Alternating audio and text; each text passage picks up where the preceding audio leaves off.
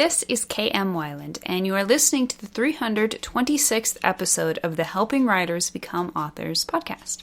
I am up to my elbows in revisions for my historical superhero work in progress, Wayfarer. My focus on this first run-through is downsizing its mammoth 200,000 word count, which is something I'm going to talk about more in today's podcast. I'm inching along on the goal of cutting 80,000, but it feels really great to streamline the prose. It's also making me focus more on what's at the heart of important scenes and distilling dialogue down to its leanest, most powerful essence.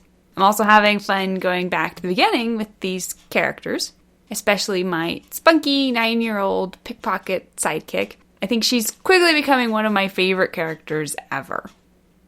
The latest post on my blog is Setup and Payoff, the two equally important halves of story foreshadowing. Foreshadowing is a more complicated technique than you may know. To start with, make sure you have both these important halves checked off your list. To find the post, visit my site at helpingwritersbecomeauthors.com. And now I hope you enjoy this week's podcast entitled Your NaNo Novel is a Hot Mess. How to Edit Your Book. Yay, you wrote a book! Now, what are you supposed to do with it? Writing a manuscript often feels like a sprint to a finish line, but then you reach that finish line only to realize it's really just the beginning. In many ways, completing a first draft is the easy part of writing. The real business of writing begins when you have to sit down and figure out how to edit your book. Today I'm going to show you how to navigate that potential minefield like a boss.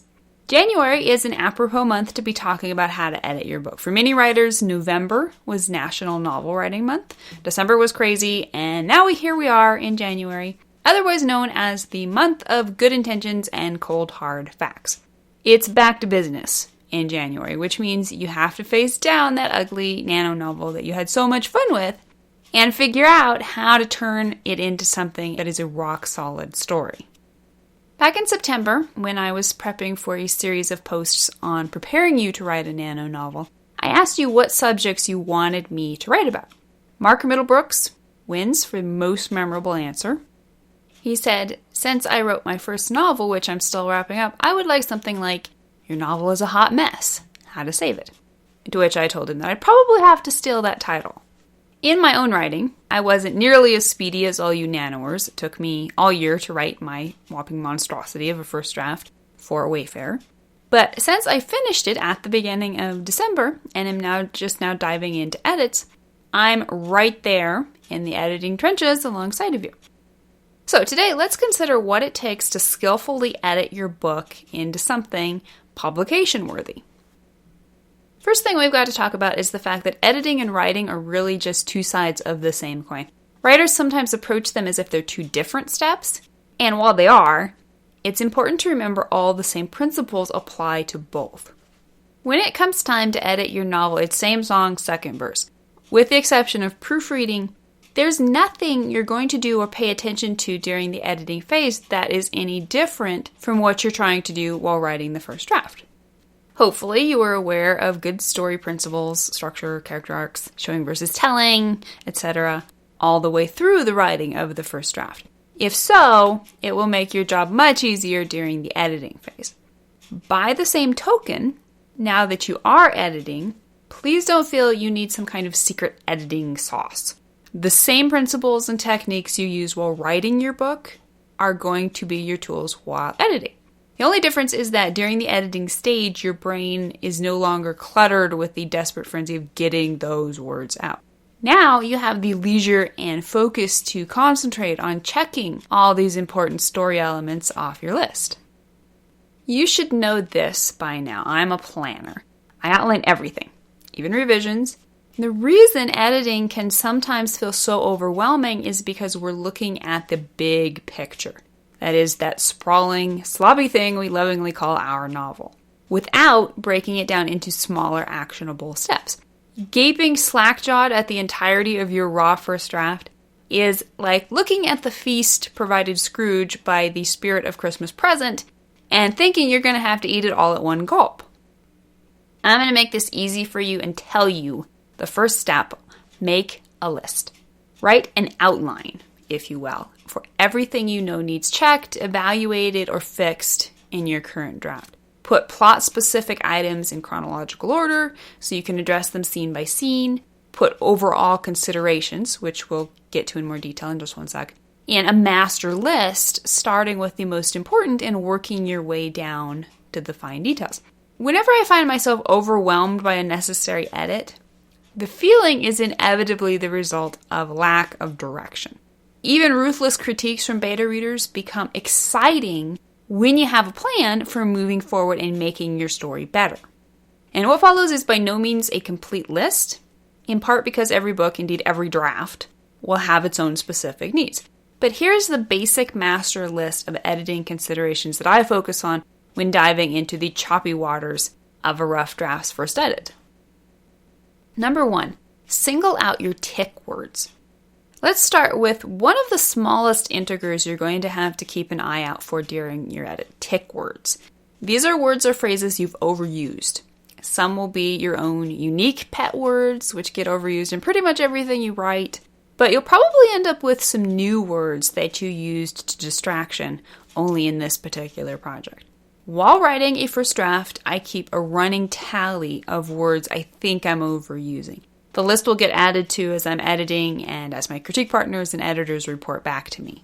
Using your list, you can, number 1, run a global search replace in Word, replacing the suspect word with exactly the same word. This won't change anything in your manuscript, but it will tell you how many times the word appears. On occasion, a word I think I've overused actually doesn't show up that often. And number 2, once you've determined you have overused the suspect word, run another global search replace, and this time replace the word with the same word, but in caps. This will force you to notice the word as you run across it while doing your other editing chores. You can pause, evaluate the context, and come up with an alternative for 90% of the occurrences. Number 2, evaluate your word count. Word count is a crucial consideration whatever genre you're writing. Although it's important to realize that a story needs to be exactly as long as it needs to be, make sure you're staying objective about those needs. A word count that is either too long or too short can end up damaging both your publication chances and your reader's experience. Start by dividing your total word count into quarters. Remember, the quarter marks are where all your major plot points should hit. You want your word count to be pretty evenly divided between the structural quarters, which means you can't afford to delete or add the bulk of your necessary words in a single quadrant. Strive to keep things even. Now, if your word count is too short, consider character relationships and subplots. What can you flesh out to deepen your story? What parts feel skinny? Are any of your characters' motivations unclear? Look at your scene structure and make sure you're not skimping on any aspect, particularly the sequel or reaction half. Now, if your word count is too long, on the macro level, examine each scene for integrality. Can you cut an unnecessary minor character? Do any of your scenes or characters feel repetitious? Can you combine scenes? On the micro level, look for fluff words such as that, or phrases that can be trimmed, such as exchanging a lot of for many. Make sure you're not using two descriptors where one would do. Take a long, hard look at dialogue scenes. Find the kernel of the conversation and eliminate all the throat clearing, repetition, and build up leading up to it. And for more tips on that, check out William Broha's great book, Write Tight. Number 3, strengthen your story structure. The best way to approach structure is before writing your first draft. If you are aware of your major plot points and other structural moments going into your story, chances are good you emerged with a first draft that, at the least, knew where it was supposed to go. In the editing phase, your job is to strengthen the structure by making sure all the pieces are in their proper places and doing their proper jobs. Dividing your word count into fourths, as you did in the previous step, will help you analyze the timing of all your major plot points. Paying attention to structure will also allow you to identify potentially problematic areas, such as the dreaded saggy middle. The middle doesn't need to be a wasteland of pointless plotting. Make sure your second act is structured properly and you'll have no trouble at all. Number 4, strengthen your character arcs. Character arcs are perhaps the most difficult element to get right in the first draft.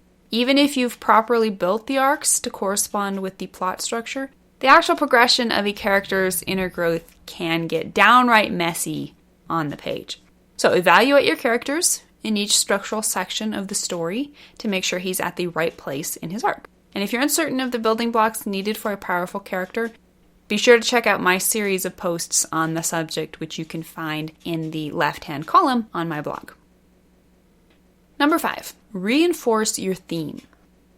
Structure, character arc, and theme all work hand in hand. You can't make corrections to one without correcting the other two. Still, you need to evaluate your story's theme objectively to make certain it's pulling together with your plot and character. Although themes can and should be multifaceted, you don't want to end up with a main theme that's pulling in one direction while the theme that's being proven by your character's lie and truth is pulling in a different direction. For example, in Wayfarer, I started out writing what I thought was a story about respect for self and others, but realized by the end I was really writing a story about the meaning of truth. These two subjects are by no means incompatible, but it's now my job to make sure they harmonize as fluidly and powerfully as possible to create a single beaming theme at the story's heart. Number 6, edit your prose line by line.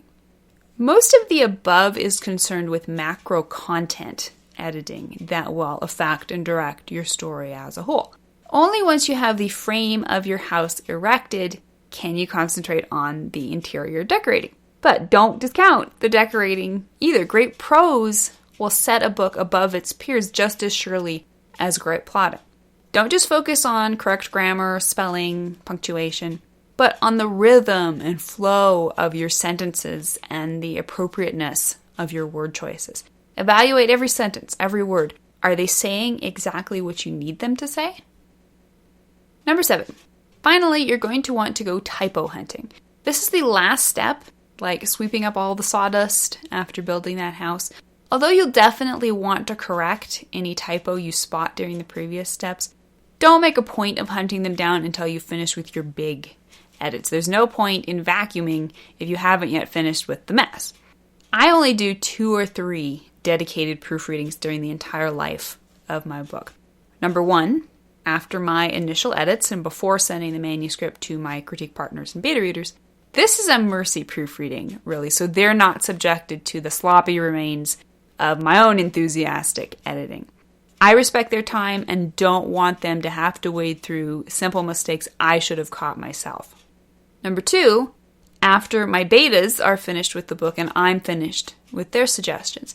This is way down the line, right before the book goes to my editor before publication. At this point, the manuscript has probably been through the ringer 2 or 3 more times and needs spruced up again for my editor's sake. And 3, before publication, obviously. And how do I spot typos? I use a method that, in my experience, is 99% accurate. I upload my book to my Kindle keyboard and use the read aloud feature to have my book read to me while I read along. Okay, so let's sum up. How do you edit your book? If it was easy, you probably wouldn't be listening to this podcast. But if you break down the process into the above steps, you'll find it's much easier than you imagine to take that raw, hot mess of a first draft and turn it into something solid and even spectacular. Now, if you'd like more tips on how to edit your book, don't forget that last Wednesday I had a blast participating in a live video panel on NaNoWriMo's Spreecast channel with best-selling authors Cami Garcia and James Scott Bell. We talked specifically about how to take your awesome Nano novel and figure out what to do with it in the in-between months between Novembers. So if you missed catching our fun when it was live, you can watch the replay by visiting my site and finding the transcription of this episode. You'll find the link to the replay at the bottom. So, happy editing. Thank you for listening to the Wordplay Podcast.